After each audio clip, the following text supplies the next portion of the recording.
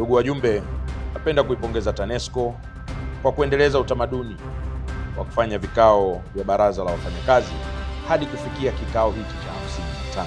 Baraza hili ni jukwaa muhimu la kujadili kwa uwazi masuala yanayohusu ustawi wa wafanyakazi, maendeleo ya shirika na utoaji wa huduma bora kwa wananchi. Tumeshuhudia mafanikio kadhaa yakiwemo kuendelea kutekeleza miradi ya kimkakati ya uzalishaji na usafirishaji wa umeme.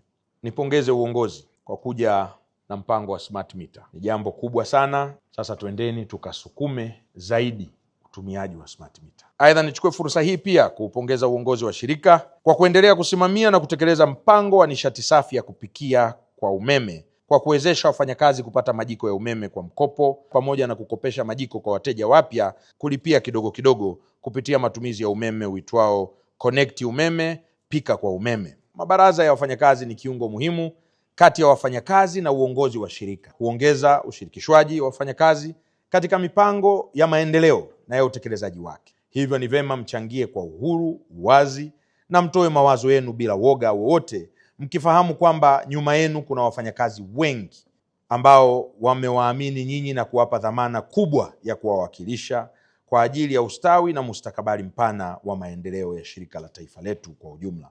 Baada ya maneno haya machache, napenda kutamka kwamba Baraza Kuu la 55 la wafanyakazi wa Shirika la Umeme Tanzania TANESCO sasa limefunguliwa rasmi.